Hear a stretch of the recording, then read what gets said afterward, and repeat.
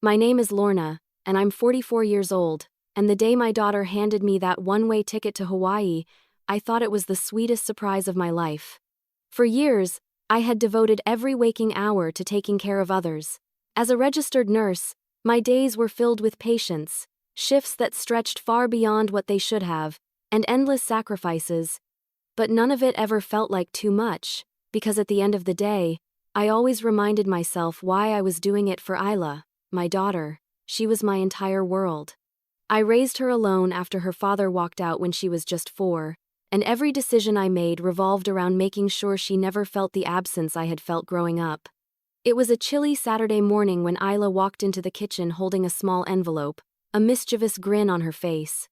Her long auburn hair was tied in a messy bun, and she looked more radiant than ever, confident, successful, and full of life. She'd recently graduated from college and started working at a financial firm downtown. I was so proud of her, of how far she'd come. She sat down across from me, pushed the envelope toward my coffee mug, and said, "You deserve a break, Mom. Open it."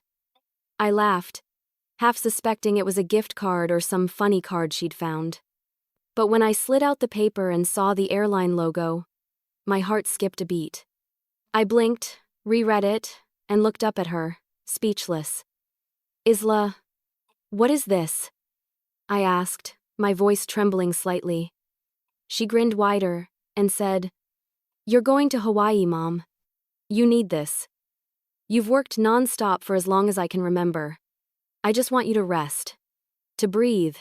At first, I thought she was joking. Me, on a tropical island, alone? I hadn't taken a vacation in years, let alone flown somewhere without her.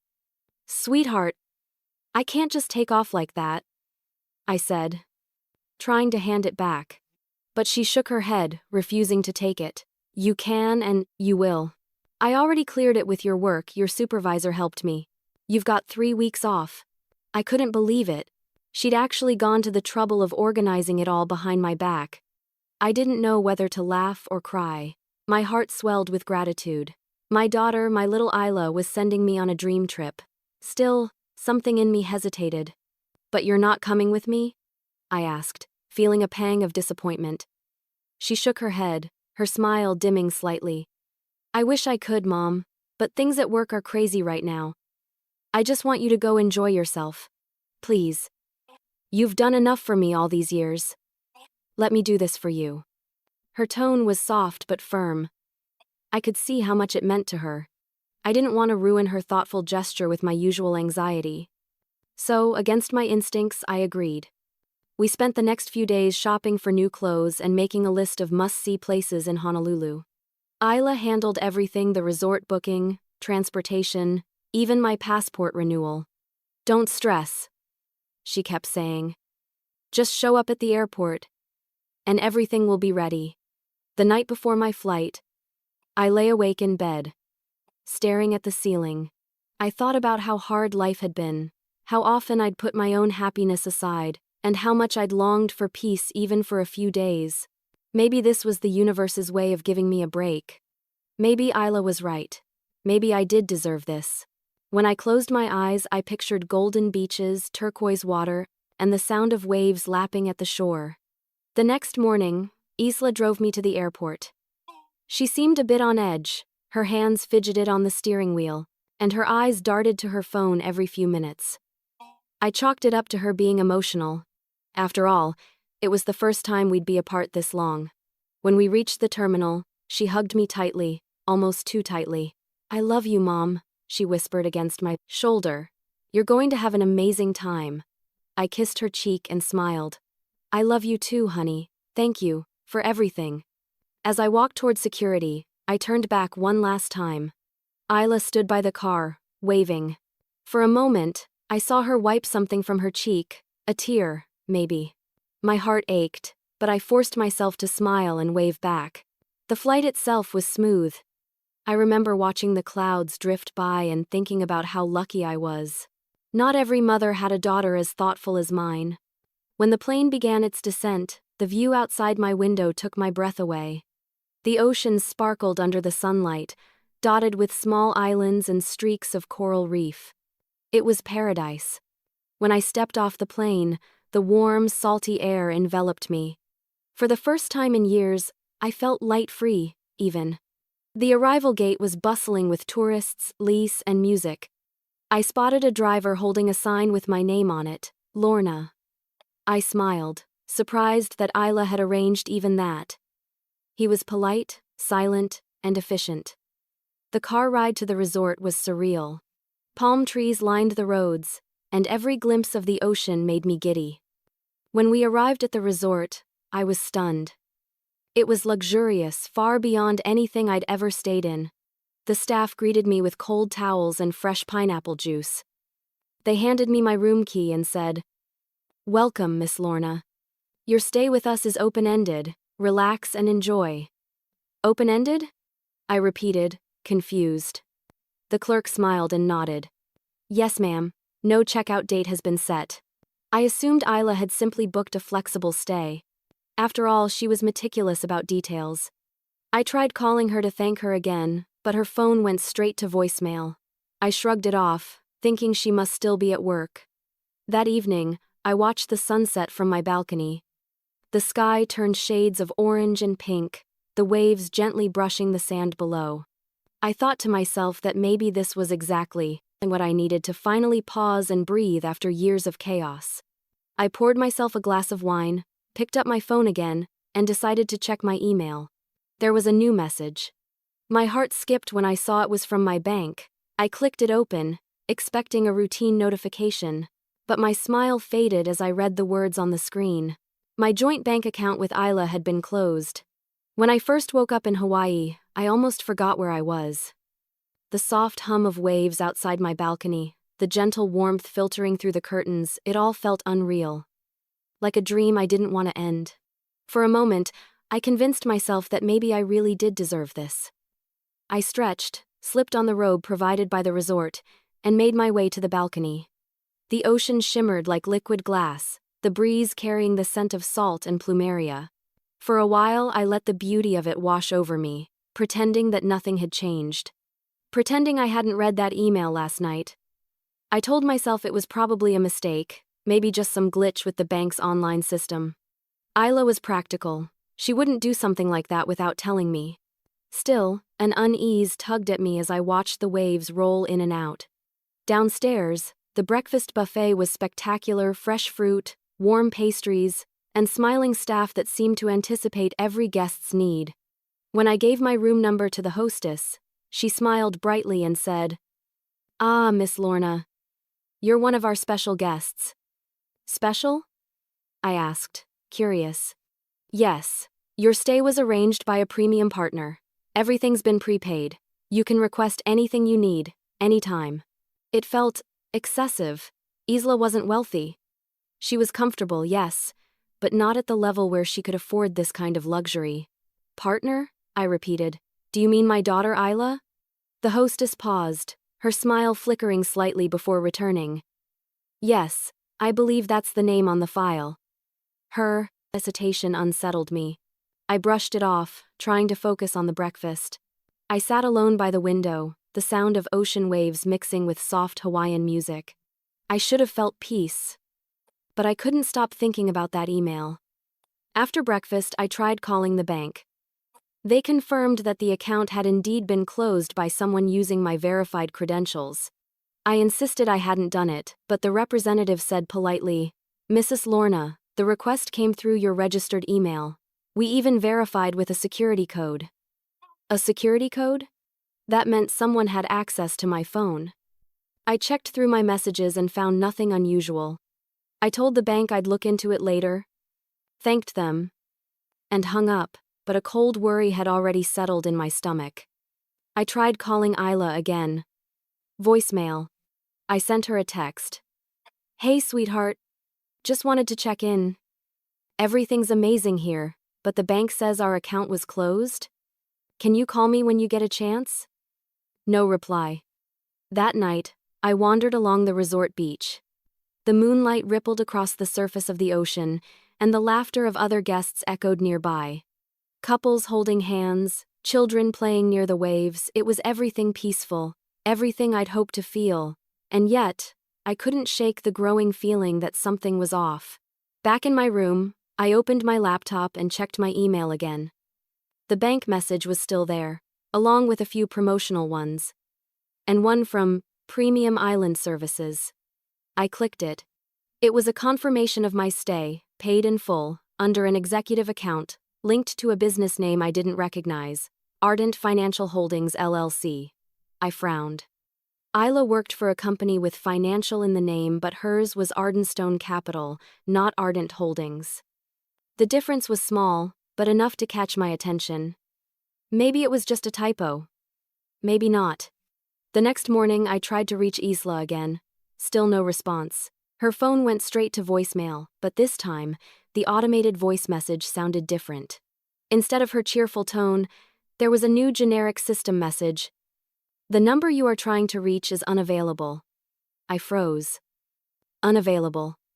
Not off, not busy. Unavailable. That afternoon, I went to the front desk. "Excuse me," I said to the receptionist, a polite woman named Lonnie. "Could you tell me how long my booking here lasts?" She typed something into her computer, then looked up with a practiced smile. "Your reservation is open, ma'am. There's no departure date listed." "Open?"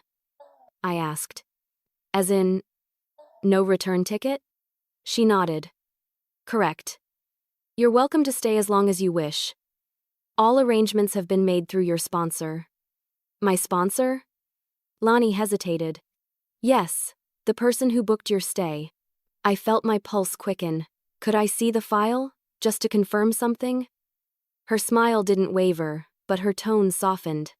"I'm afraid I'm not authorized to share that information, ma'am. But if there's anything you need, please let me know." I thanked her and walked back to my room, trying to steady my breathing. None of this made sense. Isla had told me this was a vacation. Why would she send me on a one-way trip and not answer my calls? I sat down on the bed and took a deep breath.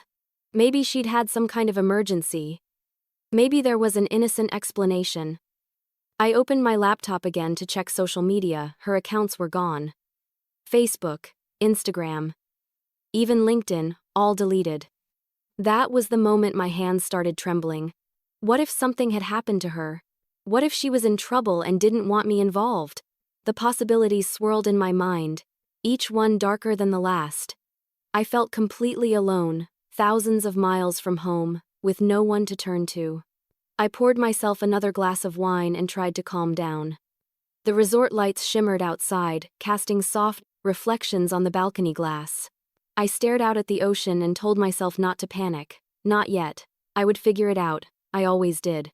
Still, I couldn't stop checking my phone, refreshing my inbox every few minutes, hoping for her name to appear. Finally, just before midnight, a new message appeared in my inbox, but it wasn't from Isla. It was from Ardent Financial Holdings LLC. The subject line read, "Final confirmation, all transitions complete." And right there, in bold text below, was a single line that made my stomach drop. Primary account owner, Lorna Hayes status, assets transferred.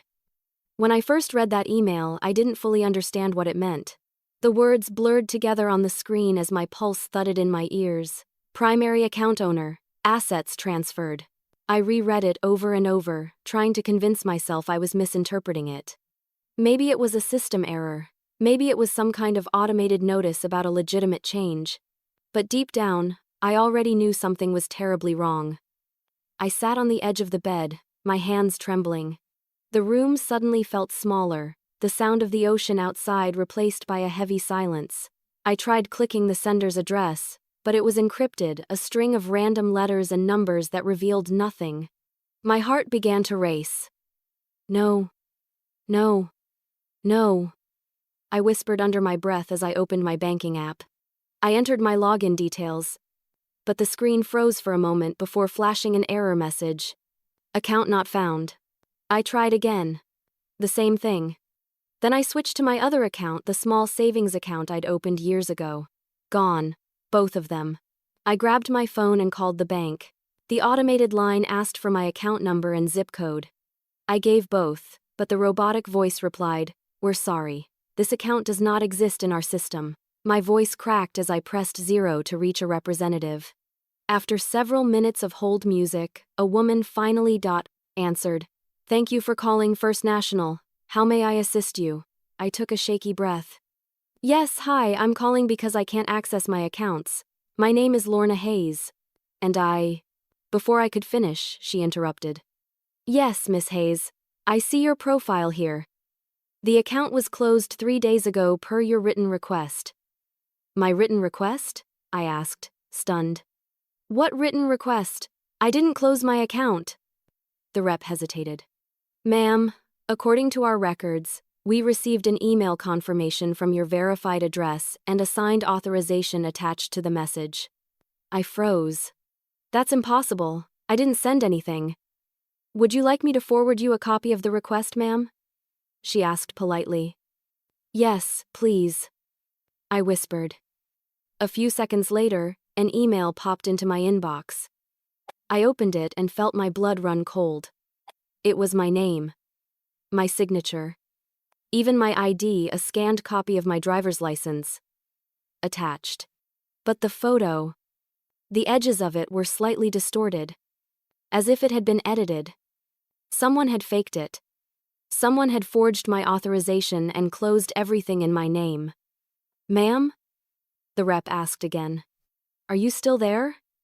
"Yes," I managed to say. "Can you tell me where the funds were transferred?" "I'm afraid that information is restricted, ma'am." The destination account was listed as external. It's no longer visible in our system. I wanted to scream, to demand answers, but all I could do was hang up and stare at the screen in disbelief. My thoughts immediately went to Isla. She was the only other person who had access to my account. I had added her name years ago, when she turned 18. It had been for convenience in case anything ever happened to me. I trusted her completely. Now, I wasn't so sure. I pulled up my email history and searched for anything unusual. Buried among old messages, I found several forwarded copies of bank statements sent to an unfamiliar address. My heart pounded as I read the partial username, Isla42@. It wasn't her usual email.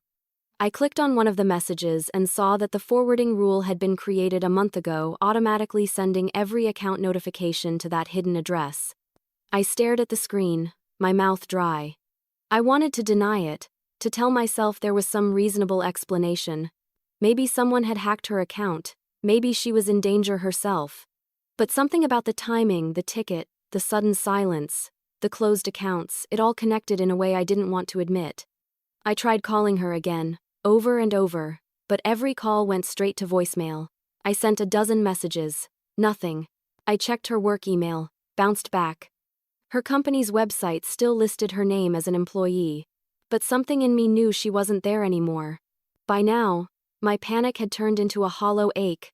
I sat there for hours, staring out at the ocean, the waves crashing softly against the shore, mocking my stillness. This was supposed to be paradise, the gift of peace from the daughter I loved more than anything in the world. And yet here I was, realizing that the same daughter might have just taken everything I owned. But part of me refused to believe it. There had to be an explanation. Isla wasn't cruel. She wasn't a thief. There had to be something else at play. Determined to find answers, I decided I would confront her face to face. If I could just get back home, I could sort everything out. I could fix this. I opened my laptop, went to the airline's website, and entered my reservation number. My fingers hovered over the keyboard as I clicked Change Flight. The screen loaded, then displayed the message. "This ticket is non-refundable and non-changeable." I frowned and scrolled down. That's when I saw it under trip type. One way. There was no return flight listed, no date, no reference number, nothing. I sat there in stunned silence, reading it again and again as if it would suddenly change. But it didn't. My entire trip had been booked as one way. I had no return ticket home.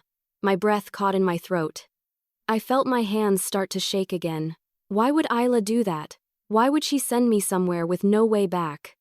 I clicked through my emails, searching desperately for the confirmation she'd forwarded when she surprised me. There it was, "Enjoy your trip, Mom," with the itinerary attached. I opened it. The return details were missing there, too. I hadn't even noticed before. That realization hit me like a punch to the chest. I whispered aloud to no one. "Oh my God, what did she do?" Then, just as I was about to close my laptop, a small notification appeared at the bottom corner of the screen. A new email. No sender listed. No subject line. Just one single line of text inside. "You're not supposed to be looking at this, Lorna." The words on the screen froze me in place. "You're not supposed to be looking at this, Lorna." It was as if the air had been sucked out of the room. I stared at the message, my heart hammering so hard I could feel it in my throat. There was no sender, no timestamp, no trace of where it had come from. Just that chilling sentence, sitting there like a threat wrapped in politeness. I closed the laptop and pressed my palms against my temples, trying to steady my breathing. My mind raced with possibilities: a hacker, a mistake, or something much worse. I needed to get out of there. Out of that resort, off that island, away from whatever this was. My first thought was to go to the airport and buy my own ticket home. Simple. I could sort everything out once I was back on the mainland. But as I packed my bag and zipped it shut, I couldn't shake the feeling that someone was watching me. I told myself it was paranoia. I'd been through too much in the past 24 hours. Still, when I stepped into the hallway, I glanced both ways before moving toward the elevator. The lobby was almost empty. Just a few tourists lounging near the bar. I approached the reception desk, forcing my voice to sound calm. "Hi," I began. "I need to book a flight back to Los Angeles. Could you help me arrange transportation to the airport?" The woman behind the desk, Lonnie again, gave me that same bright, rehearsed smile. "Of course, Miss Hayes. May I have your flight details?" "I don't have a return ticket," I said. "I'll just need to purchase one when I get there." Her smile faltered slightly. "Oh, I see." She typed something into her computer, then looked back up. "Unfortunately, Miss Hayes, your travel arrangements were made through a third-party sponsor. It would be best to contact them for any changes." "I don't know who that sponsor is." I snapped before I could stop myself. "My daughter made the booking, and she's not answering her phone." She hesitated, her expression tightening just enough to betray discomfort. "I'm sorry, ma'am. I don't have permission to make any changes on this reservation. I could, however, connect you to our guest liaison office. They handle VIP accounts like yours." "I don't need a liaison," I said sharply. "I need to get to the airport." Something in her eyes flickered. "Of course, I'll have a driver ready for you shortly." It sounded too easy. I waited in the lobby, clutching my bag, watching as the minutes dragged on. When a bellhop finally approached, he smiled and said, "Your car's ready, ma'am." I followed him outside, but as soon as I saw the vehicle, my stomach twisted. It wasn't the same car that had brought me from the airport. This one was black, tinted, and completely unmarked. "Who arranged this?" I asked. "Your sponsor," he said.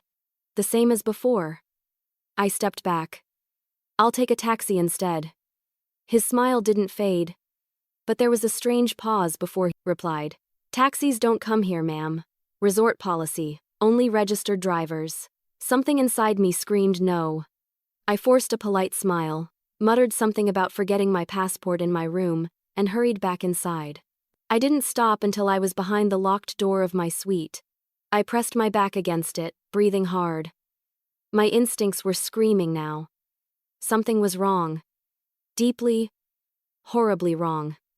I pulled out my phone and opened a browser to look up the nearest U.S. embassy or consulate. If I couldn't get home on my own, maybe they could help. But before I could type a word, my phone screen flickered. Then it went black. I tried turning it back on, nothing. The device was completely dead. Not low battery, not frozen dead. That's when the resort phone rang. I jumped so hard I almost dropped my bag. The phone kept ringing, shrill and mechanical, cutting through the silence of the room. I let it go to voicemail. A moment later, it rang again. I picked it up, my voice trembling. "Hello?" Static. Then, faintly, a male voice. "Miss Hayes?" "Yes? This is the front desk. Your transportation is waiting." "I told you. I'm not leaving yet." I said. Understood, ma'am. The voice paused. However, you won't be able to stay in your room without authorization from your account holder. What account holder? I asked, my voice rising. Click. The line went dead. I stood there, clutching the phone, feeling the walls close in around me. My account holder, my sponsor. Whoever they were controlling everything, my room, my travel, maybe even my communication. I felt trapped. I opened the balcony door and stepped outside, trying to think. The view was still breathtaking, the endless blue ocean, the lazy sway of palm trees, but I couldn't see beauty in it anymore. All I saw was isolation. I had no phone, no money, and no way home. I was completely at someone else's mercy. I forced myself to calm down. I dealt with emergencies before. I was a nurse, trained to think under pressure. I just needed a plan. First, find a public place with Wi-Fi. Contact the consulate. Then, if needed, the police. I grabbed my purse and headed for the elevator again. This time, I didn't stop at the front desk. I walked straight past the staff, pretending I was just going for a walk on the beach. Once outside, I turned toward the main road leading away from the resort. The heat pressed down on me, the air thick with humidity. After 10 minutes of walking, I reached a small convenience store. Inside, I asked the clerk if I could use their phone to make a local call. He nodded, handing me a small cordless handset. I dialed the U.S. consulate number I'd memorized years ago for emergencies. A calm female voice answered. U.S. Consulate Honolulu, how can I help you? I exhaled in relief. Yes, my name is Lorna Hayes. I believe I'm in some kind of danger. My accounts were closed, my phone's been disabled, and I can't contact my daughter who arranged my travel. The woman's tone shifted slightly. Ma'am, are you safe right now? I think so, I said. But I don't know who's behind this. I need to get back to the mainland. Where are you staying? She asked. The Golden Shore Resort. In Oahu. Then, quietly, she said, Ma'am, please stay somewhere public until we can verify your situation. Do not return to your room if you feel unsafe. Her calmness steadied me slightly. I thanked her, hung up, and was about to ask the clerk if there was a taxi nearby when my borrowed phone buzzed. A new text had appeared from an unknown number. Stop looking, Lorna. You're where you're meant to be. I froze. Someone knew exactly where I was. I dropped the store phone as if it had burned me. The message on the screen blurred from my shaking hands. Stop looking, Lorna. You're where you're meant to be. The fluorescent lights above hummed quietly, the air thick with the sound of my own pounding heartbeat. I looked around, half expecting to see someone standing there, watching me. But the store was empty except for the cashier, who gave me a polite nod from behind the counter. I deleted the message instinctively, though I knew it wouldn't matter. Whoever sent it already knew where I was. I thanked the clerk for letting me use the phone and stepped outside, squinting against the harsh sunlight. My every instinct screamed for me to run, but where? The road was quiet, the resort's pristine logo barely visible down the hill. I started walking toward the beach, needing the open air. The sight of people, anything that didn't feel like being trapped. As I made my way down the crowded promenade, I couldn't shake the feeling that someone was following me. Every time I glanced over my shoulder, I caught glimpses of the same man, a tall figure with short dark hair and sunglasses, dressed in casual island wear. He never looked directly at me, but he was always there. At the cafe, near the souvenir shop. Even when I turned suddenly, I saw him pause as if pretending to check his phone. I told myself I was being paranoid. But when I stopped at a bench near the boardwalk and looked out at the ocean, I saw him again in the reflection of my sunglasses, standing across the street, facing me. My heart raced. Enough was enough.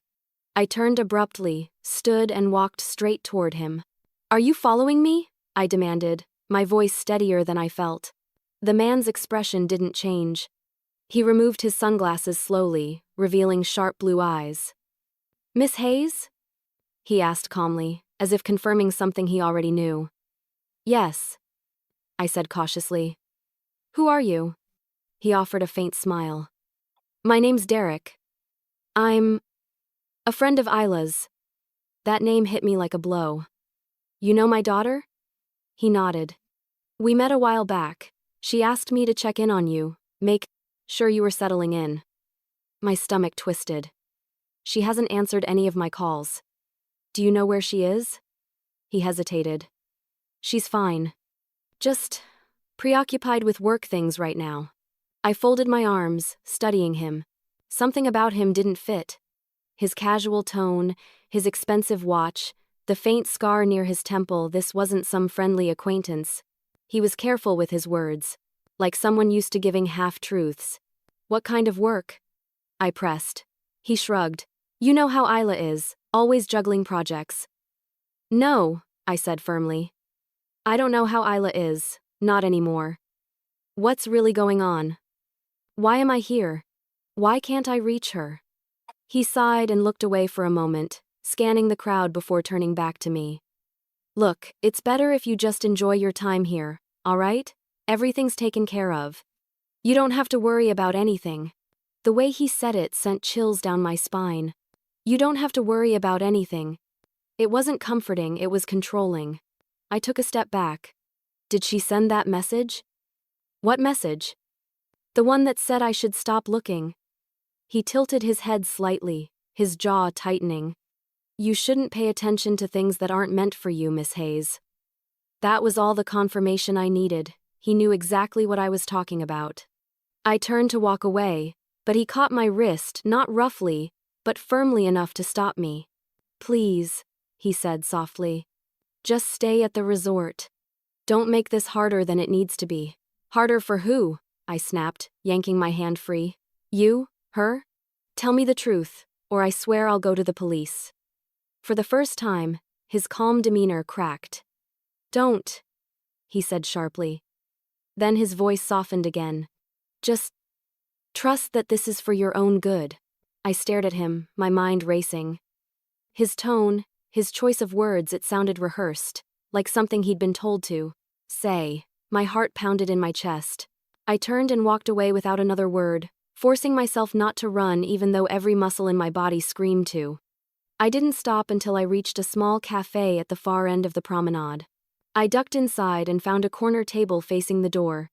From there, I watched the street outside, waiting to see if Derek had followed me again. For several minutes, nothing. Then I saw him pass by slowly, deliberately before disappearing around the corner. I let out a shaky breath and pulled out my laptop. If I couldn't trust the resort or anyone connected to it, I'd find answers myself. I connected to the cafe's Wi-Fi and searched the name Ardent Financial Holdings LLC. My jaw clenched as results appeared. The company didn't exist. No official records, no website, no business registration. Just scattered mentions across obscure forums, mostly in threads about fraud and shell corporations. My stomach dropped. That's when I noticed something else. A related search result with a familiar name. Isla Hayes listed as a contact on a defunct business registry associated with Ardent Financial Holdings. I whispered aloud. Oh God, Isla. What did you get yourself into? As I sat there in shock, a shadow fell across my table. I looked up, and there he was again. Derek. Still digging, huh? He said quietly, sliding into the seat across from me. His tone wasn't angry, but there was no warmth left in it either. You shouldn't have done that. My throat tightened. Who are you really? He leaned in slightly. Let's just say I'm here to make sure you don't do anything you'll regret. Regret? I repeated, my voice trembling. Like finding out the truth? His lips curved into a thin smile. Some truths aren't meant to be found. I pushed my chair back, ready to leave. He watched me with an expression that was almost pitying, and said quietly, You should have just enjoyed the vacation, Lorna. You're safer here than anywhere else. That night, I made a decision. I was done waiting for answers. I was going to find out who really paid for my trip, even if it meant breaking the rules. I didn't sleep that night. Every creak of the resort walls, every distant footstep in the hallway sent a jolt of fear through me. I sat on the bed, staring at the printed welcome packet the front desk had given me when I arrived. My name was on it, Miss Lorna Hayes, but everything else suddenly felt foreign. I'd come here believing this was a gift, a beautiful escape. Now it felt like a gilded cage. I couldn't stop replaying Derek's words in my head. You're safer here than anywhere else. Safer from what, or from who? The way he'd said it made it sound like there was something much bigger happening, something he knew and I didn't. I realized then that I needed proof, something solid. Something that would tell me exactly who had arranged all this and why. I remembered the computer at the front desk, the one Lonnie used to check reservations. If I could somehow see the file associated with my booking, maybe I could trace where it came from.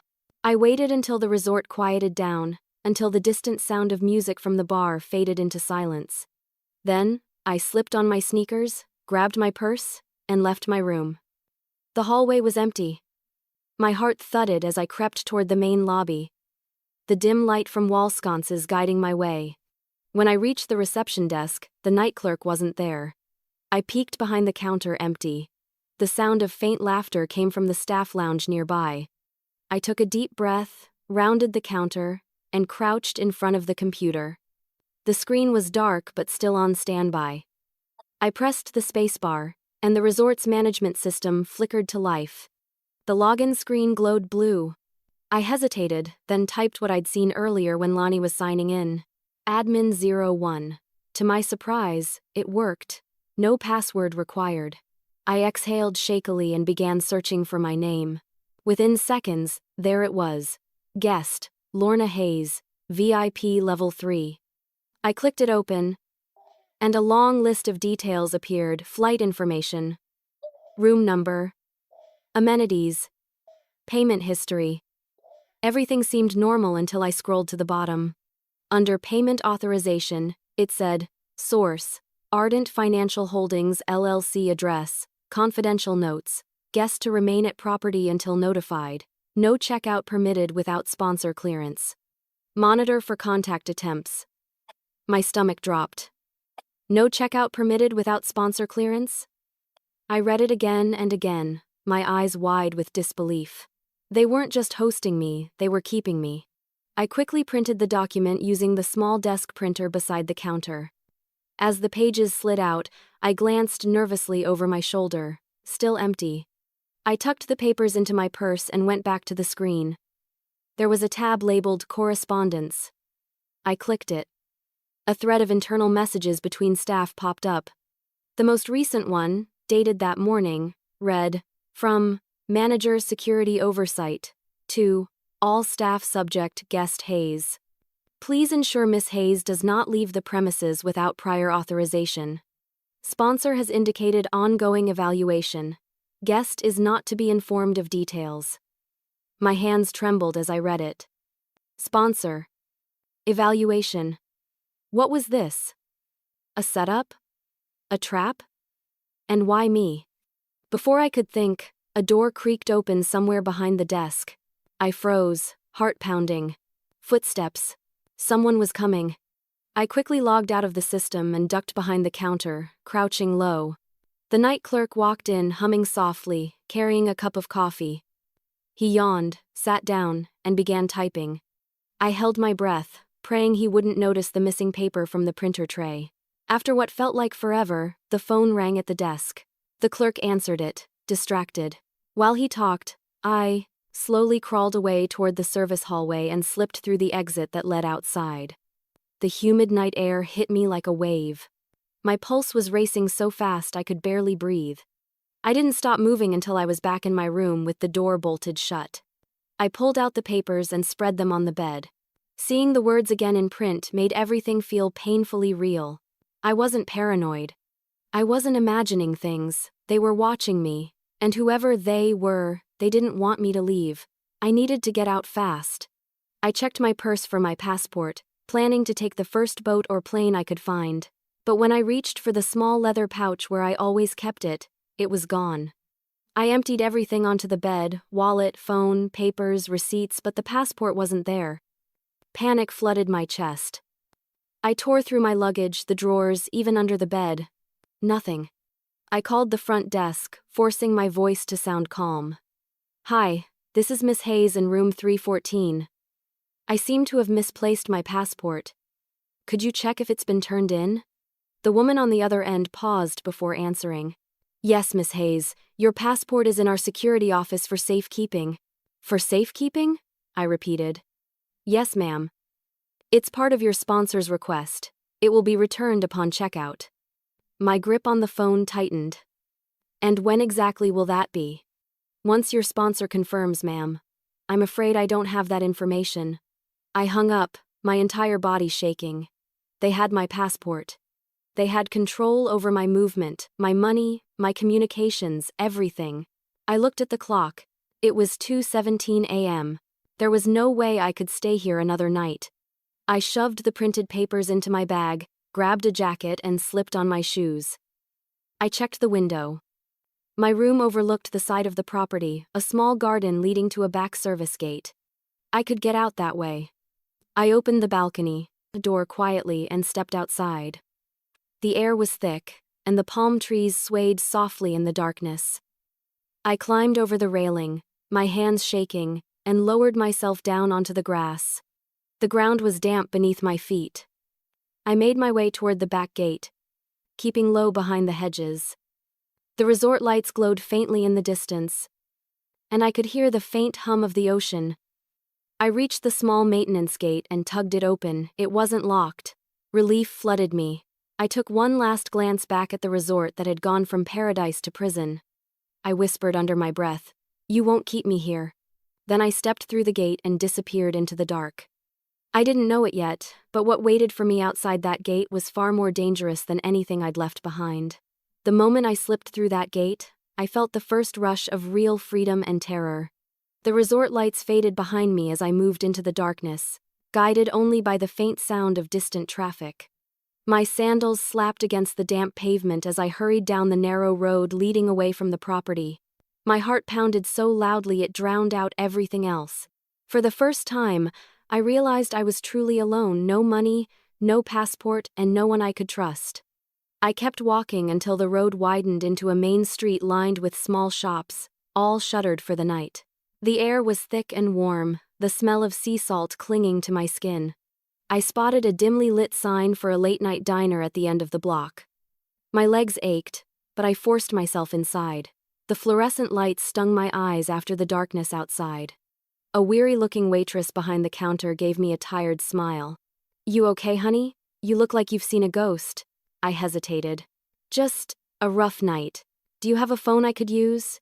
She nodded toward an old payphone by the restrooms. I thanked her and dialed the consulate number I'd memorized earlier. My hands trembled as I held the receiver.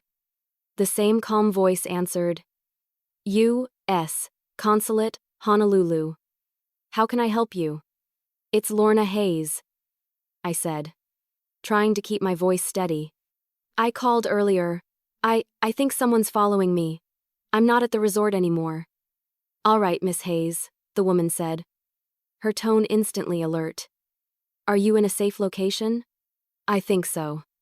I'm at a diner about 20 minutes from the Golden Shore Resort. I need help getting off this island." "Stay where you are," she instructed. "We can have someone from the local office contact you shortly. Can you tell me the name of the diner?" Searching for a sign. Lilo's Cafe. It's empty except for the staff." "Good. Don't leave. Someone will reach out soon. If anyone approaches you, don't engage. Do you understand?" "Yes," I whispered. I hung up, relief washing over me for the first time in days. Someone finally believed me. Someone was going to help. I ordered a cup of coffee just to have something to hold, something to make me look normal. The waitress refilled my cup without asking questions, though I caught her sneaking glances my way now and then. 10 minutes passed, then 20, then 30. No call, no sign of anyone. I started to get restless. I told myself government procedures took time, but deep down, a quiet panic was building again. That's when the bell above the door jingled. I looked up. A man walked in, tall, broad-shouldered, wearing a light gray shirt and dark slacks. He scanned the diner quickly before locking eyes with me. His expression was unreadable. "Miss Hayes?" he asked, stepping closer. My breath caught. "Who are you?" "Name's Officer Nakano." The consulate called the local authorities. They sent me to bring you in, ma'am. He flashed a badge, Honolulu Police Department. You're safe now. His tone was professional, calm, but after everything that had happened, I couldn't trust a badge alone. Do you have ID? I asked.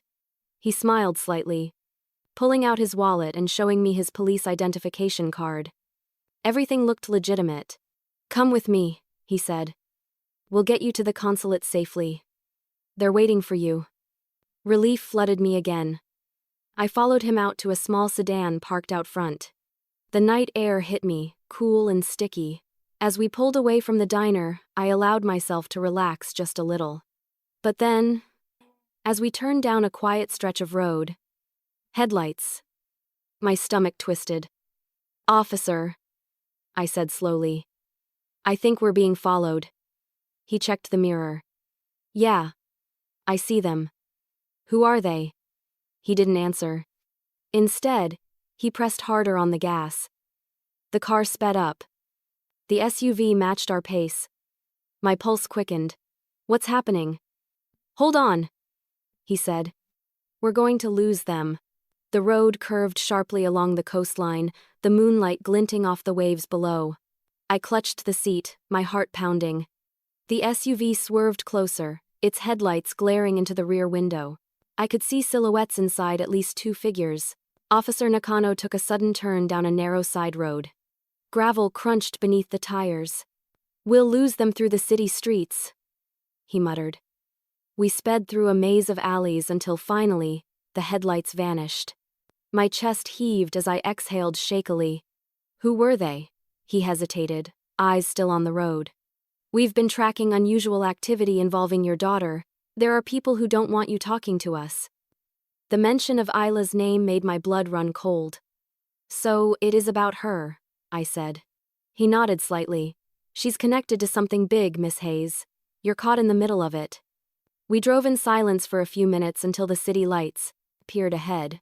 Relief started to replace the fear in my chest until his phone buzzed on the dashboard. He answered quickly, speaking in hushed tones. Yes, I have her. No, we're en route. Something about his tone made me stiffen.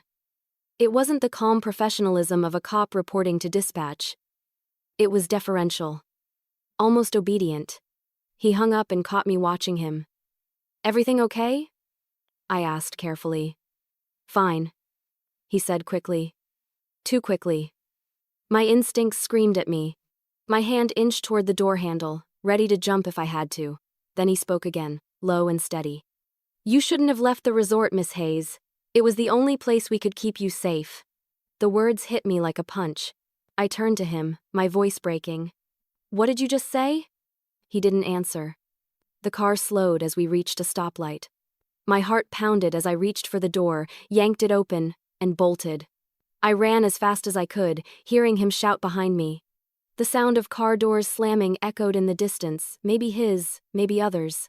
I didn't look back. I sprinted down the crowded street toward the glow of the city. Neon lights blurred in my vision as I ducked between tourists, searching desperately for somewhere anywhere safe. Finally, I spotted a large building up ahead, the American flag fluttering above it. My chest tightened with hope. The U.S. consulate. I forced my legs to keep moving, my lungs burning. As I reached the gates, security officers turned toward me. Ma'am, are you all right? One asked. Before I could answer, I heard a voice behind me, calm, familiar, and chillingly out of place in all the chaos. Mom? Isla's voice called softly. Please don't run, I can explain everything. I froze. My entire body went numb as that one word Mom echoed through the night. I turned slowly toward the sound, my breath catching in my throat. There she was. Isla. My daughter. Standing at the base of the consulate steps. Her silhouette framed by the harsh white security lights. Her hair was pulled back into a tight ponytail, her clothes crisp and pressed, nothing like the carefree girl I remembered. She looked older somehow, harder. For a moment, I couldn't move. I just stared, trying to make sense of how she could possibly be there. Isla? I whispered, my voice barely audible. How did you find me? She took a cautious step forward, her hands raised slightly like she was approaching a frightened animal. "I've been looking for you," she said softly. "I didn't want it to happen like this." My legs felt weak. I wanted to run to her, to hug her, to demand an explanation all at once. But instead, I just stood there, shaking. "What's going on?" I asked, my voice breaking. "Why would you send me here? Why would you do this to me?" "Please," she said, her tone pleading now. "Let's go somewhere private, I'll explain everything." The security officers at the gate stepped between us, one of them raising a hand. "Ma'am, do you know this woman?" I hesitated. My mind screamed, "Yes, it's my daughter." But another part of me whispered, "No, not anymore." I think so," I said finally, my voice trembling. Isla's expression flickered with pain. "Mom, please. I'm not your enemy. I was trying to protect you." "Protect me?" I repeated, a bitter laugh escaping my lips. "By emptying my bank accounts? By stranding me on an island? By cutting me off from everyone I know?" Her eyes filled with tears. "You don't understand. I didn't have a choice." "Then make me understand," I snapped. The guards looked uncertain, exchanging glances. One of them spoke quietly into his radio, likely notifying someone inside that there was a scene unfolding at the gate. Isla took another step closer, but they stopped her. "Ma'am," one of the officers said to her firmly, "you need to wait right there until we can verify your identity." Isla nodded, her voice barely above a whisper. "Fine, just don't take her inside yet, please." My head was spinning. My daughter, my only family, was standing there, begging for a chance to explain something that made no sense. I looked at her face, searching for the girl I raised, the one who used to run into my arms after school, the one who cried during thunderstorms and slept beside me when she was afraid. But all I saw was someone I didn't recognize, haunted, desperate, and guilty. The consulate gates buzzed open behind me, and a man in a dark suit stepped out. "Hayes?" he asked, showing a badge. "I'm with the U.S. Federal Liaison Office. Please come with me." "Wait. For your safety, we need to get you inside." My heart raced. I turned back to Isla, torn between fear and love. "Please," I said. "Just tell me what you've done." Her eyes glistened. "Everything I did was to protect you, Mom. You were in danger, you still are." I shook my head, tears spilling down my cheeks. "From who?" Before she could answer, the man in the suit spoke sharply. "That's enough, Miss Hayes, inside, now." The guards opened the gate wider, ushering me toward the entrance. Isla tried to follow, but two officers stepped in front of her, blocking her path. "You can't keep her from me," she cried. "You don't know what's really going on." Her voice cracked, raw, and filled with panic. "Mom, please listen to me. You have to trust me just this once." I stopped at the top of the steps and turned back to look at her. My throat tightened. "Trust you?" I whispered. "You sent me away, Isla. You took everything I had. How am I supposed to trust you?" The look on her face broke me. "Because if you don't," she said softly, "they'll make sure you never come home." Before I could ask what she meant, the man in the suit grabbed my arm gently but firmly. "Inside, Miss Hayes," he repeated. "Now." As the gates closed behind me, Isla shouted something, but I couldn't make out the words. The heavy metal doors shut with a final, echoing clang. Inside, the consulate was cool and sterile, the fluorescent lights humming overhead. The man guided me through a long hallway into a small office with a glass window. "Please, have a seat," he said, gesturing toward a chair. I sat down, still trembling. "Who are you?" I demanded. He showed me his badge again. "Agent Cole, federal investigator. We've been monitoring your case for several months." "My case?" I repeated, confused. He nodded. "Yes, your daughter, Isla Hayes, is a person of interest in an ongoing financial investigation." The room started spinning. "No," I said weakly. That can't be right. There's been some mistake. I'm afraid not, ma'am, he said calmly. Your daughter has been linked to a network responsible for large-scale financial fraud. We believe she used your identity to launder money through offshore accounts. I stared at him, unable to process the words. You're saying Isla did this? He folded his hands. That's what the evidence suggests. But we also believe she might have been working under duress. I felt my throat close up. Duress? From who? He hesitated. We're still trying to determine that. But sending you to Hawaii, isolating you, was her way of keeping you out of reach from the people she was involved with. I pressed my hands to my face, my body shaking with silent sobs. It didn't make sense. None of it did. My daughter, the same girl who'd saved every penny from her part-time job to buy me birthday gifts, was now being accused of a federal crime? I need to see her, I said finally. Please. I need to talk to her. Agent Cole shook his head. That won't be possible right now. She's being detained for questioning. I looked up sharply. Detained? She's under arrest? He didn't answer directly, but the silence was enough. I turned toward the glass window, where I could still faintly see the reflection of the gate outside. Through the haze of tears, I saw Isla standing there between two men in dark suits. She wasn't fighting anymore. She just looked up at me, her eyes filled with something between apology and resignation. And then one of the men stepped forward, flashing a badge I hadn't noticed before. They weren't local police, they were federal agents. And they weren't looking for me, they were here for Isla. For a moment, I couldn't move. I just sat there staring through that narrow glass window as the realization sank in those men outside weren't there to protect Isla. They were there to take her. One of them spoke into his radio while the other guided her toward an unmarked car parked just beyond the consulate gate. Isla didn't resist. She just looked small, like the little girl I used to walk to kindergarten, only now surrounded by armed men instead of playground friends. Agent Cole closed the blinds, cutting off my view. I know this is difficult, Miss Hayes, he said gently, taking a seat across from me. But it's important you understand what's happening. My hands were shaking. Understand? I whispered. That my accounts are gone? That my entire life just vanished? He exhaled slowly. Yes. And that it was all connected. I stared at him, my mind struggling to process the words. You're saying Isla did this to me? He folded his hands on the table.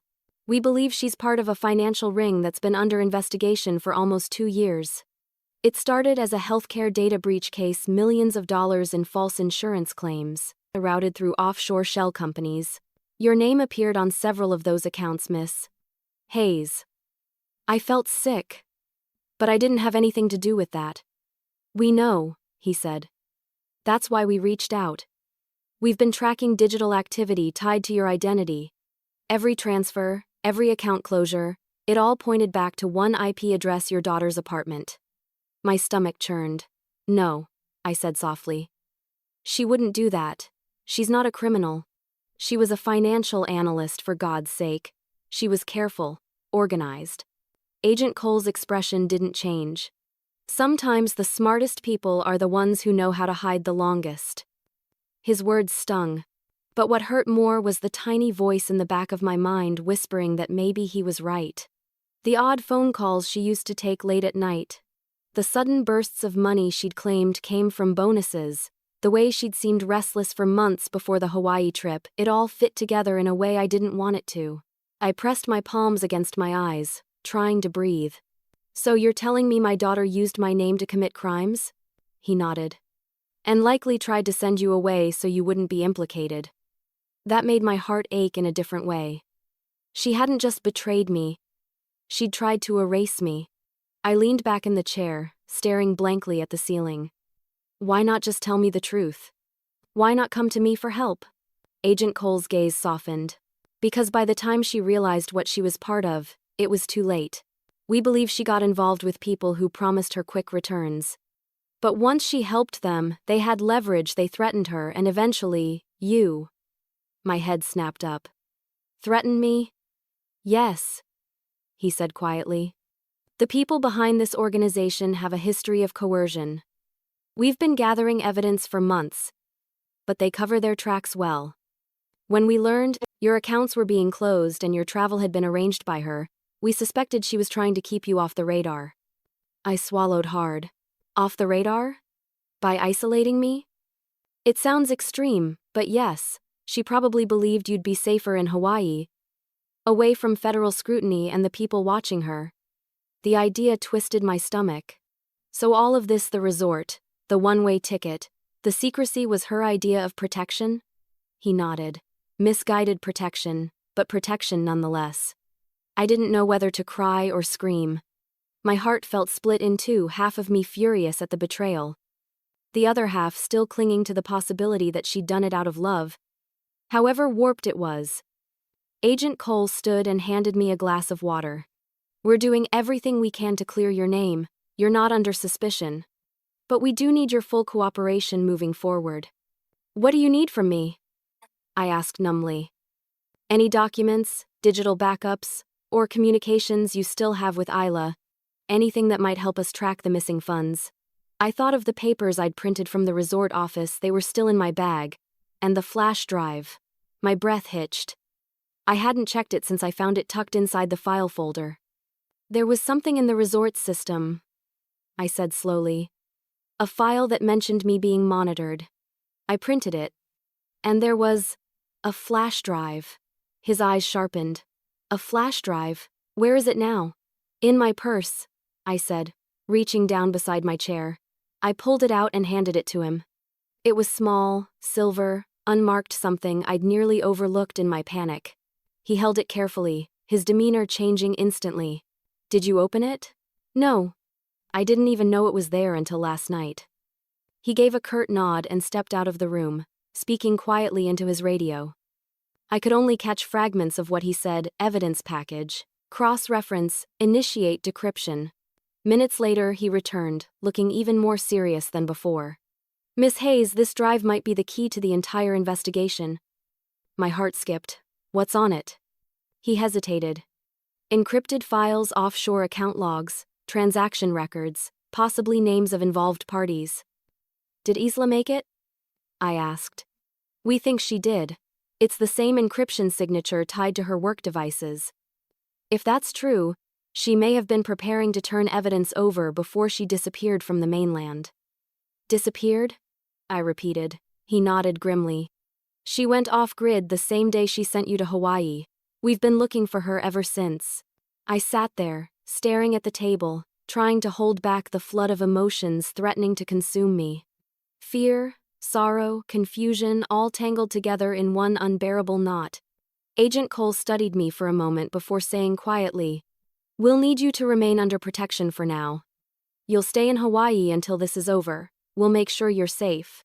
I wanted to protest, to tell him I couldn't bear another day on this island, but something in his tone told me I didn't have a choice.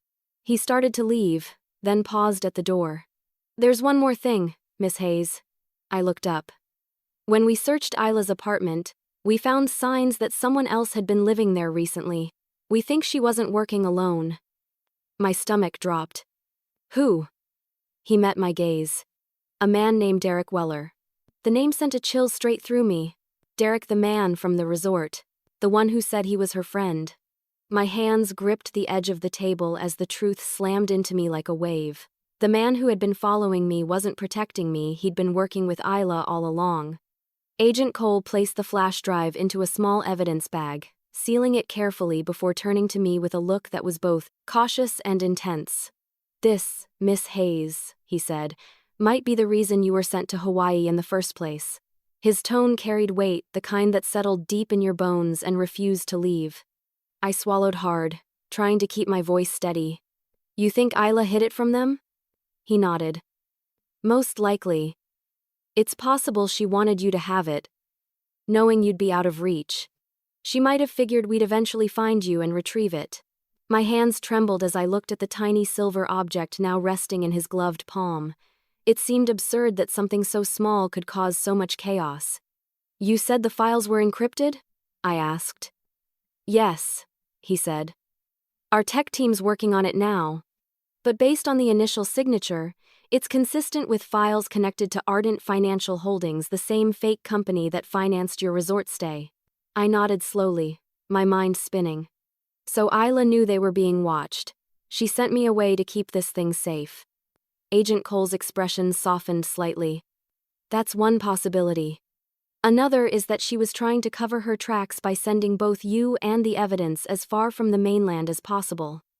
I wanted to believe the first version, that my daughter had acted out of love, not deceit. But every piece of new information made that harder to hold on to. Can I see her? I asked quietly. He shook his head. Not yet. She's still being processed. We need to confirm her level of cooperation. The word cooperation made me flinch. You mean, whether she's talking? Exactly, he said. If she's willing to help us, she might avoid the harshest penalties. But if she's still protecting someone, he didn't need to finish the sentence. The silence did it for him. After he left the room, I sat alone, staring at the faint reflection of myself in the glass window. My eyes were red, my face pale. I looked like someone I didn't recognize, a woman caught between grief and disbelief. My mind kept circling back to Isla as a little girl. Her laughter, her bedtime stories, the way she used to say, "Mom, nothing bad will ever happen as long as we stick together." And now here we were, more divided than ever. About an hour later, Agent Cole returned, holding a small laptop. Our techs decoded part of the flash drive, he said. You should see this. He placed the laptop in front of me and pressed play on a video file. The screen flickered to life, showing a dimly lit office, Isla's office. She sat at her desk, her face pale, her hair tied back messily. Her voice shook as she spoke into the camera. If you're watching this, it means I didn't make it out, she began. The people I worked for, they're not who they said they were. Ardent Holdings isn't a financial firm. It's a front for laundering money stolen through healthcare data breaches. I didn't know at first, but once I found out, it was too late. They had everything, my passwords, my access, even Mom's information from when I helped her with her taxes last year. They said if I didn't cooperate, they'd come after her. I covered my mouth, tears welling up in my eyes. So I did what I had to, Isla continued. I moved the money to new accounts, ones they couldn't trace. I used Mom's identity because it was the only profile they wouldn't suspect. I was going to turn it over to the authorities, but I couldn't do it from here. They're everywhere. So I sent Mom to Hawaii, somewhere safe, somewhere isolated. I made it look like a gift, but it was protection. Derek was supposed to keep an eye on her, make sure she stayed hidden. My breath caught. Derek. So she had been working with him, but not the way I'd feared. I know she'll hate me for what I did, Isla said, her voice cracking. But it was the only way to keep her alive. The drive has everything. Transactions, aliases, offshore accounts. Give it to the feds. Tell them I'm sorry. Tell her I love her. The video ended. The room was silent except for the faint hum of the laptop fan. I sat there in stunned silence, tears streaming down my cheeks. She'd done it all for me, the lies, the trip, even the betrayal. It had all been an act of desperate protection. Agent Cole exhaled quietly. We believe this was recorded 2 days before you left for Hawaii, he said. She must have known we were closing in on the operation. I wiped my face, still shaking. Is she going to be okay? He hesitated. That depends. She's agreed to cooperate. If she helps us take down the rest of them, she might be offered a deal. I nodded, barely hearing him. My thoughts were trapped on one loop, Isla's face on that screen, her trembling voice saying, "Tell her I love her." Agent Cole, I said after a long silence. You mentioned Derek. Where is he now? His expression darkened. That's the problem. He's disappeared. We have reason to believe he went rogue once the operation started unraveling. He might have his own copy of these files, and if he does, he could sell them. My stomach twisted. So it's not over. No, he said grimly. Far from it. Which is why you're still in danger. Until we catch him, we can't guarantee your safety. The words made the air around me feel heavy again. Just when I thought I could finally breathe, the walls seemed to close in once more. I looked down at my trembling hands. So I'm still a target. He nodded. Until this is finished. I leaned back, trying to steady myself. The truth had finally surfaced, but it didn't bring the peace I'd hoped for. It brought something colder, the understanding that love and lies could coexist in the same breath, that protection could feel like betrayal. Agent Cole closed the laptop and looked at me with quiet sympathy. You should rest, Miss Hayes. We'll relocate you to a safe house until this is over. I nodded numbly, letting him lead me down the hallway. My mind replayed Isla's voice again and again, that final plea for forgiveness, for understanding. As we reached the exit, I glanced at the evidence bag one last time. Inside it, that tiny flash drive gleamed under the fluorescent lights, holding the truth that had nearly destroyed my life. And I couldn't stop wondering if Isla had risked everything to protect me. What had Derek risked to betray her? Because if he still had what was on that drive, then this nightmare was only just beginning. I don't think anything can prepare a mother to see her child in handcuffs. When I walked into the small federal holding room the next morning, my knees nearly buckled. Isla sat at the table in a pale blue jumpsuit, her wrists cuffed loosely in front of her. Her face was tired, her eyes hollowed from exhaustion, but when she saw me, a tiny flicker of relief crossed her expression. "Mom," she whispered, her voice breaking. I stood frozen by the doorway. The guard motioned for me to step closer, but it took all the strength I had to move. Each step felt heavier than the last. When I finally sat down across from her, she reached for my hands, the cuffs clinking softly as she did.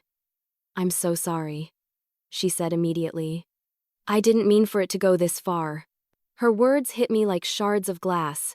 For a second, I didn't respond.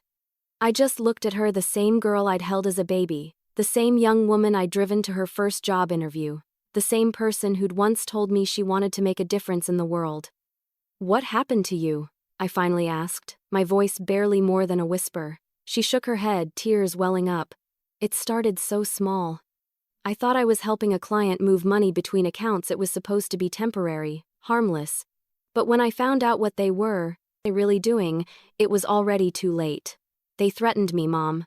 They said they'd destroy your name, your license, everything. I couldn't let that happen." "So, you used my name yourself?" I asked, my tone sharper now. "You forged my signature. You sent me away. You took everything I had." "I know," she sobbed. "I know. And I hate myself for it. But if I hadn't sent you away, they would have come for you first. Derek told me they were watching you. He said the only way to protect you was to disappear you before they could." I flinched at his name. "And you believed him?" She hesitated, her gaze dropping to the floor. "I didn't know who else to trust. He said he was working with the feds. He promised he could keep you safe if I did what they wanted." I swallowed hard. "He wasn't working with the feds. Isla. He was using you." She looked up sharply, her eyes wide with confusion. "What do you mean?" "Agent Cole told me everything," I said quietly. "Derek's gone rogue. He has a copy of your files. Whatever you were trying to hide, he's out there selling it." Her face drained of color. "Oh my God, no." For a long time, neither of us spoke. The silence between us was heavy, full of all the things we'd both lost: trust, security, and the illusion of who we used to be. Finally, I took her hand, ignoring the cold bite of metal around her wrists. "I don't care how bad it gets," I said softly. "You're still my daughter, but you need to tell them everything. Every name, every detail. Do you understand me?" She nodded, tears spilling freely now. "I already have. I gave them access to everything: my emails, my personal accounts, even my phone records. I'm done lying." That was the first time in weeks that I believed her. A guard entered the room, signaling that our time was almost up. I stood, brushing the tears from my cheeks, and looked at Isla one last time before they led her away. She turned back just before disappearing through the door. "I love you, Mom," she said quietly. "Please believe that." "I do," I whispered back. "Always." When the door closed, I felt my heart splinter in a way I didn't think was possible. Watching your child walk away in chains, there are no words for that kind of pain. Over the next several days, everything moved in a blur. The FBI confirmed the details on the flash drive, exposing an intricate web of stolen funds and false identities. The news broke nationally. Financial analyst behind major fraud scheme turned state's witness. The headlines made my stomach twist, but at least her cooperation meant she might not spend the rest of her life behind bars. Agent Cole visited me at the safe house 2 days later. "You're officially cleared, Miss Hayes," he said, handing me a folder of documents. "The courts verified that you were an unknowing victim in the scheme." The words cleared should have brought relief, but all I felt was emptiness. "What happens to Isla now?" I asked quietly. "She's being transferred to a federal facility," he said. "Protective custody for now. Once the case moves to trial, she'll testify. Her cooperation has already helped us identify several key players." I nodded slowly. "And Derek? We're still looking," he said. "But don't worry, we'll find him. He can't stay hidden forever." I didn't say it aloud, but I didn't share his confidence. Derek had always seemed one step ahead, calm, collected, impossible to predict. In the weeks that followed, I tried to piece my life back together. The agency arranged temporary housing for me on the island until I could return home. I spent my days walking along the quiet beaches, staring at the same ocean that once felt like paradise and now looked more like a witness to everything I'd lost. I started journaling, something the counselor they assigned me suggested. I wrote about the first day Isla learned to ride a bike, about the time she stayed up late studying for her finals, about her smile when she handed me that ticket to Hawaii. I wrote about betrayal, forgiveness, and fear. And slowly, the ache inside me began to dull. A month later, I received a letter forwarded from the federal facility. The envelope was thin, the handwriting instantly recognizable. My hands shook as I opened it. Inside, a single page, Isla's words in messy pen strokes that carried both guilt and love. "Mom, I'm doing everything I can to make it right. They say if I keep helping, I might get out sooner. I don't know what the future looks like, but I want you to live, not hide. I hope someday you'll forgive me for the way I saved you. I love you more than I can ever explain." I pressed the letter to my chest, the tears coming silently this time. I folded it carefully and placed it inside my journal, between pages filled with pain and healing. For the first time in a long time, I looked out at the sea and didn't feel fear or bitterness. Just the faintest flicker of hope. But that hope began to fade again when, a few weeks later, another envelope arrived. This one with no return address and only 4 words written inside: "He hasn't stopped looking." When I saw that second envelope, something inside me froze. It was plain, unmarked, and slightly crumpled, like it had passed through too many hands before reaching mine. There was no return address, no postmark, nothing except my name written across the front in sharp, deliberate handwriting. My first thought was that it might be from Isla again, but the writing wasn't hers. Isla's penmanship was always rounded and flowing, soft even when she was angry. This was rigid, intentional, like someone had carved each letter into the paper. I sat down at the small kitchen table in the safe house, staring at it for several minutes before daring to open it. The air felt heavy around me, and for a moment, I considered calling Agent Cole before doing anything. But curiosity, or maybe dread, won. I tore the flap open, and a single sheet of paper slid out. 4 words. "He hasn't stopped looking." That was it. No name, no explanation. A cold shiver crawled down my spine. I didn't need to ask who he was. It could only be one person: Derek. The man who had shadowed my every step, who had pretended to protect me, who had disappeared when everything fell apart. My hands trembled as I read the note again, trying to make sense of what it meant. Was it a warning? A threat? Or both? I folded the letter and stuffed it back into the envelope, pacing the room as my mind spun. How had it gotten here? No one outside the agency was supposed to know my location. I'd been moved 3 times in the past few weeks, each house more remote than the last. Someone had to have leaked my address. I finally called Agent Cole. He answered on the second ring. "Miss Hayes? Is everything all right?" "I got a letter," I said, my voice shaking. "No return address. Just a message that says he hasn't stopped looking. He was silent for a few seconds. When he spoke again, his tone was clipped. Don't touch it again. We'll send someone to collect it. Is it Derek? I asked quietly. Probably, he said. But we'll confirm. Stay inside and lock your doors. We'll be there soon. The line went dead, and I did as he said, locking every door, checking every window. But as the hours passed and the night deepened, I couldn't stop thinking about the one person I still hadn't heard from directly, Isla.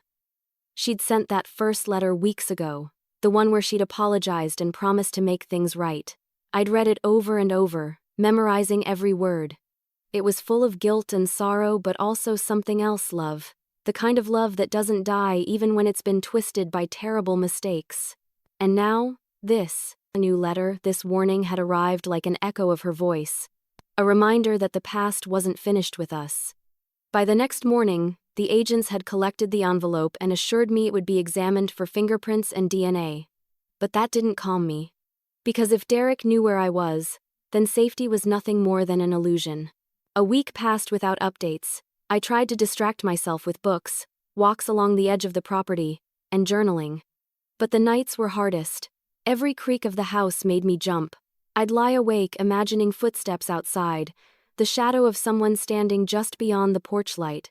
Then, on a humid evening, just as the sun dipped below the horizon, another letter arrived. This one was from Isla. I knew her handwriting instantly. I tore it open, my hands trembling. Mom, by the time you read this, I'll have accepted the plea deal. They're reducing my sentence if I keep cooperating. I don't deserve it, but I'm trying to help them find everyone responsible. Derek's still out there. They say he's using fake names, moving between islands. He blames me for the files being taken. Please, whatever happens, stay somewhere safe. Don't trust anyone who claims they're helping. Even if they say my name, especially if they say my name. I need you to know something, Mom. The day I sent you to Hawaii, I knew you'd hate me for it. But it was the only way I could make sure they didn't hurt you. You were the one good thing I ever did right. Please, don't let this break you. If you ever find peace again, do it for both of us. Isla, by the time I reached the end, tears were streaming down my face. I pressed the letter to my chest and whispered, "Oh, baby." For all her lies and mistakes, Isla had done what she thought she had to do. She'd sacrificed her own freedom to protect me, even when it meant becoming the villain in my story. That night, I sat on the porch with her letter in my lap, staring out at the dark ocean beyond the cliffs. The wind smelled of salt and rain, the waves crashing like a heartbeat against the shore. For the first time in months, I didn't feel anger, just sorrow, deep, aching sorrow for everything we'd both lost. As I sat there, I heard movement near the gate, a soft shuffle of footsteps. My pulse quickened. I squinted through the darkness, but saw nothing. Probably one of the guards, I told myself, or the wind. But then, just as I started to rise, I heard it again. This time, closer. Slow, deliberate. "Hello?" I called out, my voice trembling. "Is someone there?" No answer. The sound stopped. I took a step backward toward the door, my heart pounding so hard I could barely breathe. And then I saw it, a small white envelope lying on the ground just inside the gate, fluttering slightly in the wind. I hesitated before picking it up. My hands shook as I unfolded it, half expecting another threat. But this one was different. The handwriting was unfamiliar again, scrawled, hurried, almost desperate.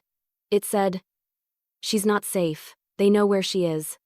I froze, reading it twice before it sank in. She? It wasn't talking about me. It was talking about Isla. And that's when I realized Derek hadn't just been looking for me. He was hunting my daughter. The realization hit me like a punch to the chest. He's looking for Isla. The words from the note echoed over and over in my mind as I stood there beneath the porch light, the wind tugging at my hair. I could barely breathe.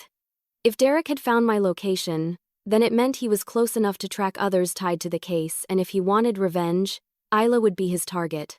My hands shook as I reached for my phone and called Agent Cole. He answered after 2 rings. Miss Hayes? There was another letter, I said, trying to steady my voice. It says she's not safe, that they know where she is. Who? He asked sharply. I don't. No, there's no name, no signature. But it's him. It has to be Derek. I heard him. Inhale slowly. All right. Listen to me carefully. Don't leave the property. I'm dispatching agents to your location now, and Miss Hayes. Yes? Don't talk to anyone until we get there. He hung up before I could respond. I clutched the phone, my pulse racing. I checked the locks again, every window, every door, then sat by the front window, staring into the dark road that wound through the trees. The minutes crawled by, thick with silence and the kind of dread that feels alive. Then, faintly, I saw headlights. A car was approaching, its beams cutting through the shadows. Relief flooded me at first, the agents, I thought. But then the vehicle slowed and stopped just short of the driveway.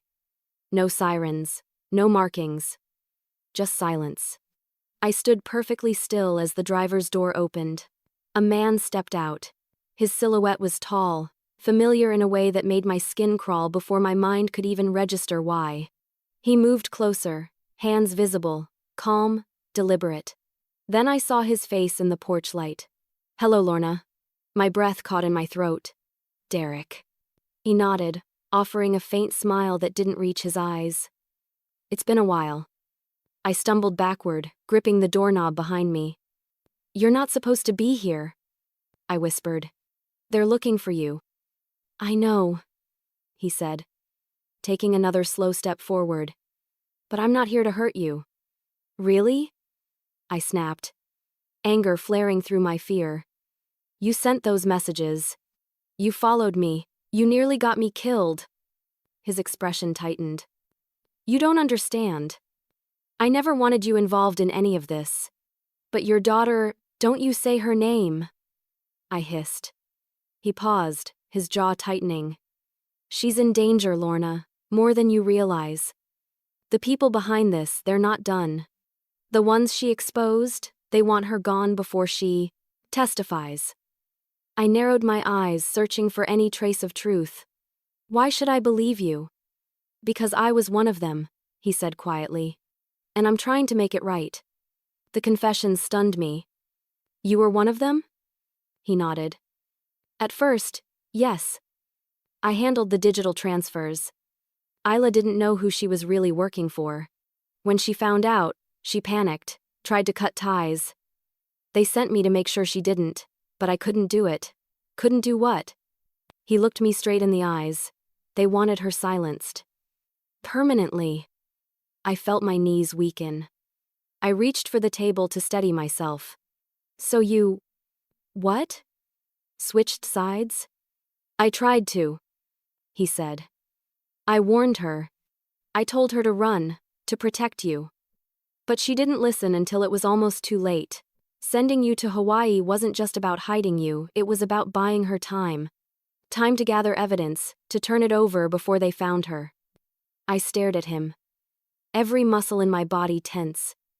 You expect me to believe that? I don't expect anything, he said softly. I just need you to know the truth before they erase it. He reached into his jacket slowly, and I flinched. Easy, he said, pulling out a small sealed envelope. It's for you. From Isla. I hesitated before taking it. The paper was creased and slightly damp, like it had been carried for too long. I tore it open and unfolded the single page inside. Mom, if you're reading this, it means Derek found you before the others did. Please listen to him. I know what he did, but he's trying to fix it. The people we worked for won't stop until they have the rest of the data and they think I still have it. I don't. It's gone. But they don't believe me. If anything happens to me, promise me you'll forgive him. He's the only one who ever tried to protect both of us. Isla. My throat tightened as I looked up from the letter. Where is she? I don't know, he said.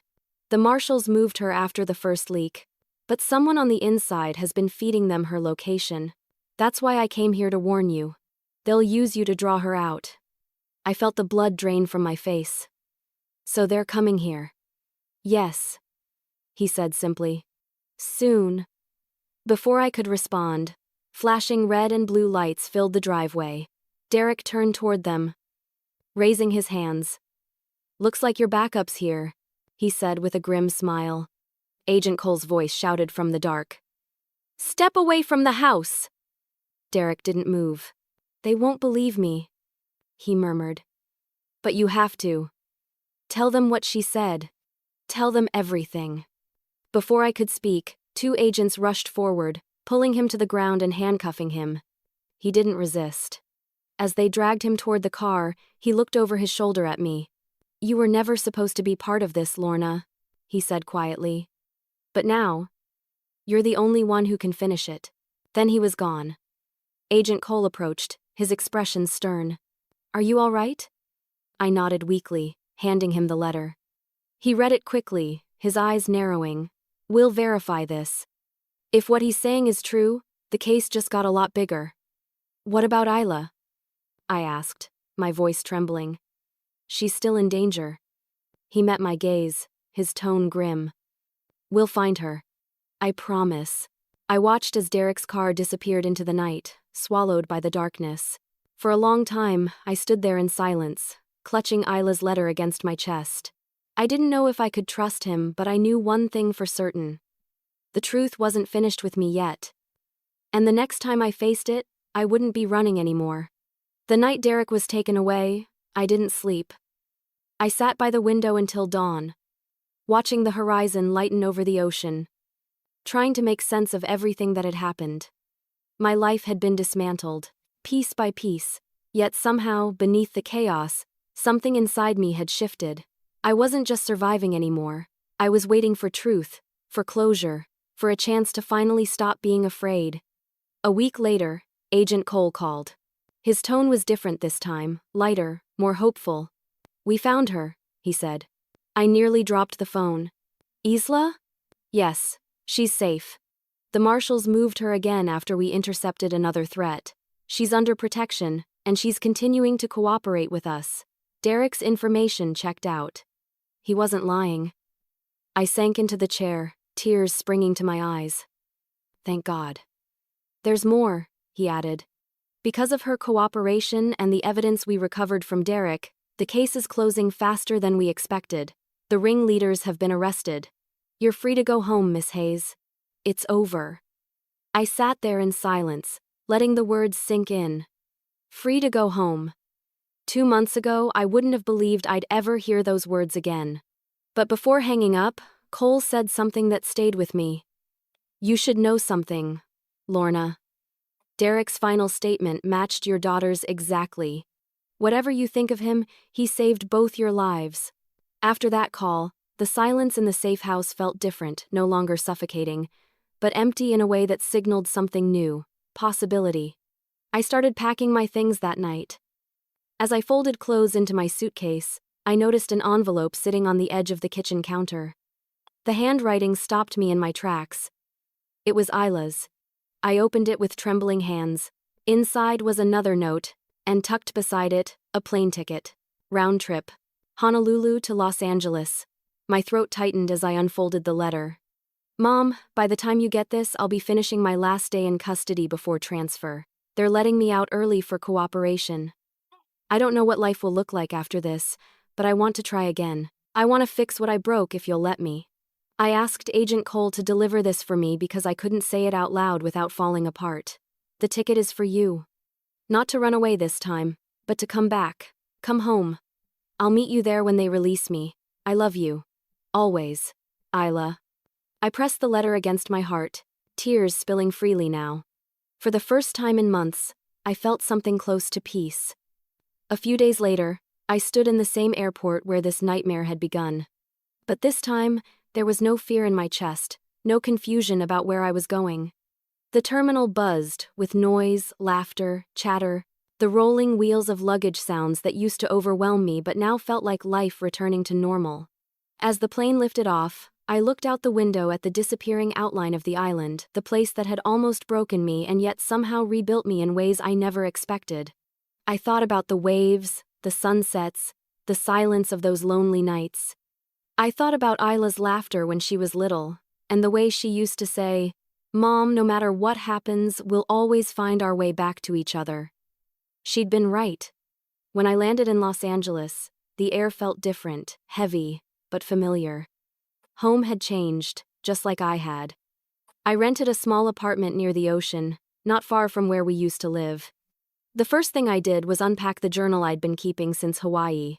Its pages were full of tears, anger, and heartbreak, but also resilience. I placed Isla's letters inside, between the entries, so they'd always remind me of how far we'd both come. 2 weeks later, Isla walked out of custody. The moment I saw her step through the gates, I ran to her. She looked smaller, thinner, her hair shorter, her eyes shadowed, but she was there. Alive. We held each other for a long time without saying a word. The past didn't vanish, but in that moment, it didn't matter. "I'm so sorry, Mom," she whispered. "I know," I said softly, "and I forgive you." She pulled back just enough to look at me. "You shouldn't, not after everything I did." "Forgiveness isn't about what you deserve," I said. "It's about what I need to let go of."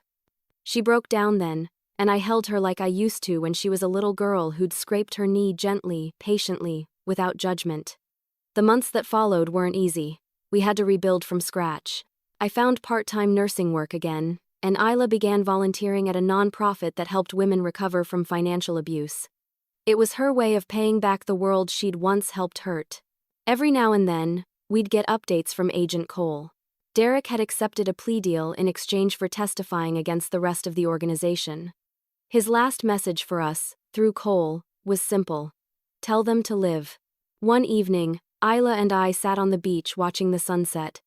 The sky blazed with gold and pink, waves curling softly against the shore. She leaned against me, her voice barely above a whisper. "You ever think about going back to Hawaii?"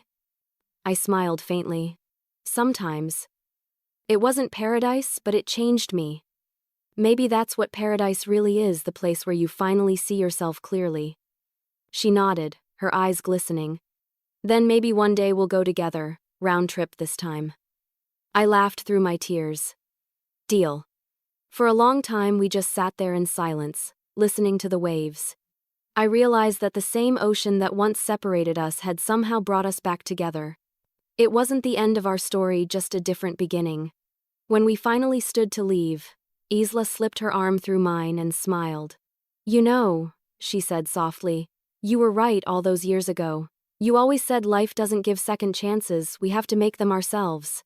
I squeezed her hand. "Then, I guess that's what we're doing." As we walked up the beach toward the lights of home, I turned back for one last glance at the horizon, the place where so much had gone wrong, yet where everything had started to heal. Because sometimes, the journey meant to break you becomes the one that saves you. And sometimes, forgiveness isn't the end of the story, it's the beginning of a second chance.